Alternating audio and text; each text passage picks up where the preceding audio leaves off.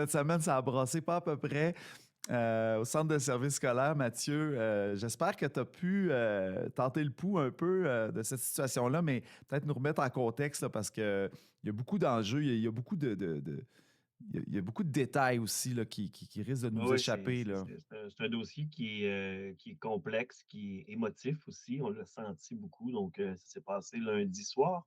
C'était le conseil d'administration du centre de service scolaire Arcana. Maintenant, ce n'est plus une commission scolaire, donc c'est un conseil d'administration qui se tient. Il y a une quinzaine de représentants là-dessus.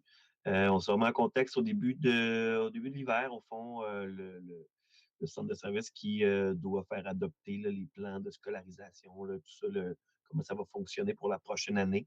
Et dans ce plan-là, ça prévoit de euh, rapatrier les élèves de quatrième et cinquième secondaire de Natagan, donc l'école de Barraud, à Amos, en raison là, de pénurie de main-d'œuvre, principalement, de manque de personnel, aussi d'une diminution assez importante là, des élèves à Natagan à partir du secondaire 1, mais de manière un peu plus marquée en secondaire 4 et 5.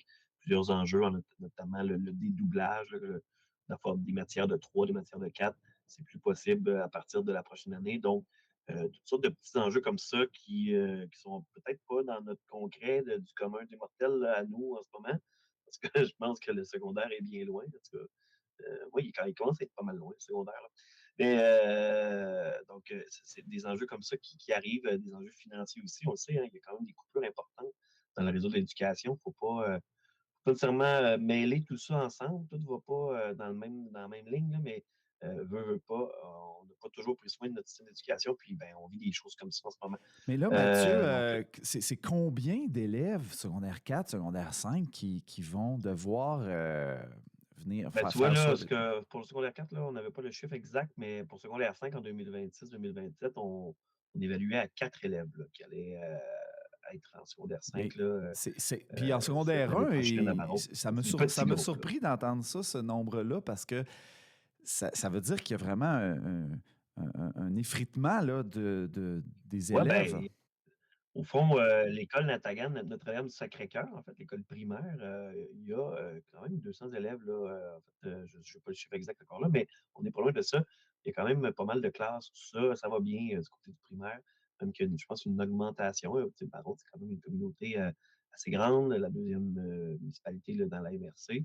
Euh, donc, ça va bien de ce côté-là. Mais lorsqu'on arrive en secondaire 1, comme les écoles ont beaucoup d'offres au niveau sportif, au niveau de l'harmonie, le parascolaire, tout ça, il y en a beaucoup qui font le choix dès le secondaire 1 d'aller vers Amos pour le Kodiak, par exemple, même vers Val d'Or dans certains cas.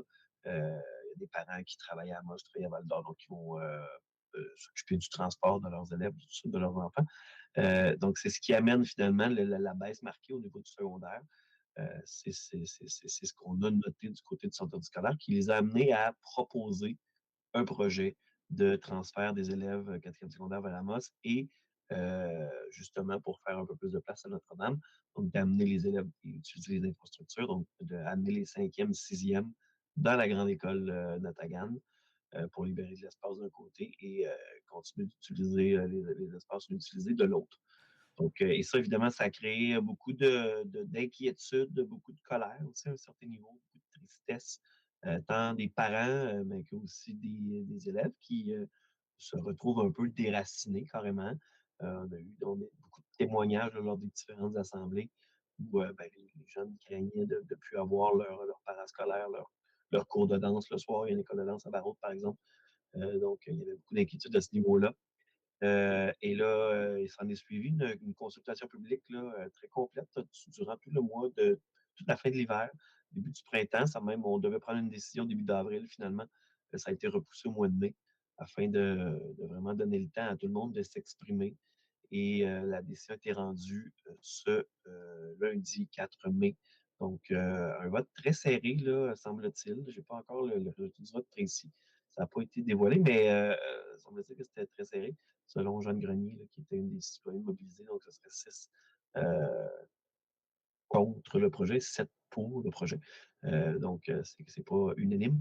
Euh, mais donc voilà, donc le CA qui a voté pour le projet de réorganisation scolaire à Natagan.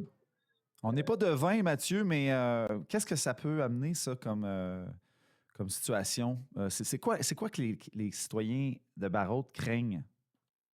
Ben, c'est sûr que tu sais, une école, c'est essentiel dans un milieu pour la vitalité, hein. À une certaine époque, c'était l'église. Quand l'église ferme, OK, il y a plus de lieu de rencontre, tout ça. L'école, ben, c'est les familles, donc c'est leur vie, c'est l'attachement à leur communauté. Donc, les jeunes qui peuvent grandir dans cette école-là, puis qui il y avait leur équipe sportive, tout ça.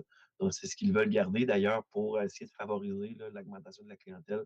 Il y avait, divers, programmes, sport, concentration qui avait été mis de l'avant, notamment une concentration de ski alpin au Mont-Vidéo, qu'on attendait depuis plusieurs années. On se demande même pourquoi ça n'a pas été fait avant. Semble-t-il que la volonté, l'écoute n'était pas nécessairement là à l'époque de la corporation du Mont-Vidéo, mais là, maintenant, ils ont le goût de monter un projet comme ça. Et ces projets-là sont toujours possibles, là, sont toujours le directeur de l'école, Kevin Lecourcière, qui a dit: «Moi, je vais de l'avant avec ces projets-là, peu importe là, la décision du CA. On veut, parce qu'il y a quand même 3 niveaux, là, secondaire 1, 2, 3, qui vont être là l'année prochaine. Donc oui, hockey, volleyball, ski alpin, il y a des classes qui vont pouvoir être créées pour ça, des périodes qu'on appelle passion sport. Donc, autant sur les matinées, les heures du dîner, puis éventuellement une concentration ski alpin aussi un peu plus structurée pour peut-être attirer même des jeunes d'Amos, Val-d'Or et d'ailleurs vers Barrault. Évidemment, là, si on coupe le 4 et 5 à court terme, moyen terme, on peut imaginer que ça, oui, ça peut revenir si le nombre d'élèves augmente considérablement, mais qui va vouloir vraiment envoyer leurs élèves à Barrault si dans 2 ans, 3 ans, c'est terminé, on retourne à Amos Val d'Or, donc ça prend un petit peu de stabilité, mais c'est pas impossible. La directrice générale, Mme Letourneau, l'a précisé, c'est pas impossible que les élèves reviennent à Barrault. Par contre, ce qu'il faudra pour ça, c'est que les conditions soient réunies pour offrir une qualité de service équitable, puis toute la gamme des services. Ce qui posait problème, c'est vraiment au niveau des mathématiques et des sciences fortes, la pénurie d'enseignants. Les jeunes n'avaient pas le même parcours finalement que dans les grandes villes, là, finalement, dans les grandes écoles. On n'avait pas assez d'enseignants. On avait un partenariat avec la formation générale aux adultes. C'est pas le même parcours non plus. Les jeunes de moins de 16 ans ne peuvent pas nécessairement aller à la formation aux adultes. Donc, ça amenait quand même des logistiques importantes. Et là, le centre de service scolaire qui se retrouve, comme on le dit, un peu dans une période de trouble. On a même fait un communiqué pour appeler finalement au calme parce qu'il y a eu beaucoup de commentaires sur les réseaux sociaux. Si vous avez lu un petit peu là, sur les différents articles, les différentes publications, les gens sont très, très, très, très émotifs, là, je pèse mes mots. Donc, il faut juste se rappeler qu'il y a des humains derrière ça. Là. Ce n'est pas la décision d'une seule personne. Je pense qu'il y a eu une réflexion importante qui a été faite. Il y a des individus qui ont lu beaucoup de documentation pour arriver à cette décision-là, qui était déchirante certainement, mais qui était là en ce moment. On s'en va du côté de Val d'Or maintenant, Mathieu, où on a annoncé un nouveau plan. En fait, on a corrigé un peu le tir sur le climat de sécurité au centre-ville de Val d'Or.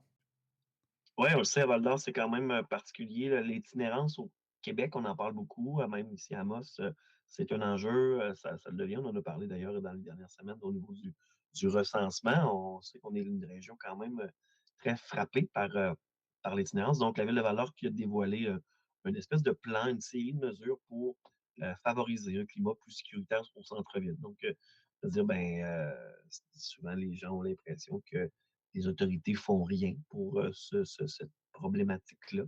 Mais c'est ce qu'on a voulu rappeler, c'est qu'il y a des choses qui sont mises de l'avant. Donc oui, des interventions plus, euh, comment dire, au niveau de l'animation du centre-ville, au niveau de l'amélioration physique du centre-ville, la décoration, l'ambiance, tout ça. Mais aussi des mesures un peu plus concrets pour agir. Donc, notamment, on a demandé la levée du moratoire pour les peines d'emprisonnement pour l'infraction aux règlements municipaux. Si on avait mis ça à l'époque parce que, bon, évidemment, il y avait un petit peu trop d'infractions, donc ça c'était pas nécessairement porteur, mais là, on veut agir un petit peu plus directement sur les personnes qui sont les contrevenants. Euh, Est-ce que, je pense que j'entendais le maire de Val-d'Or parler hier, ce n'est pas nécessairement tous les itinérants qui sont, des délinquants, hein, faut le préciser. Il y a certaines personnes qui sont connues des milieux policiers, qui, oui, dérangent, qui, oui, commettent des infractions, mais c'est pas tous les gens. Il ne faut pas tous mettre les gens dans le même bateau. Il y a des gens qui ont qui se retrouvent dans cette situation-là, qui font absolument pas de mal, mais justement, les délinquants, ben, on va essayer de les encadrer davantage. D'autres mesures intéressantes, on va renforcer les règlements municipaux, donc pour le respect des règlements, tout ça dans les espaces publics, pour avoir un cadre d'intervention clair, cohérent. Aménagement de la scène du parc Albert-Dumais à Val-d'Or, donc on va la fermer lorsque, lorsqu'il n'y aura pas d'événement. Ça devenait une espèce de lieu de rassemblement là, qui faisait peut-être un petit peu peur à certaines personnes. Donc, on va essayer de contrôler davantage de tout ça. Il y a un registre de caméras de surveillance qui a été, qui a été fait. Il y a des cadets de la Sûreté du Québec qui vont être au centre-ville de Val-d'Or tout l'été. On a, ça, je trouve ça intéressant.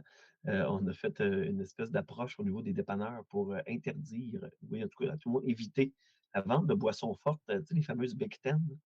Tu connais ça, Bruno? Donc, les boissons de 10,1 moi, ça me fait bien rire.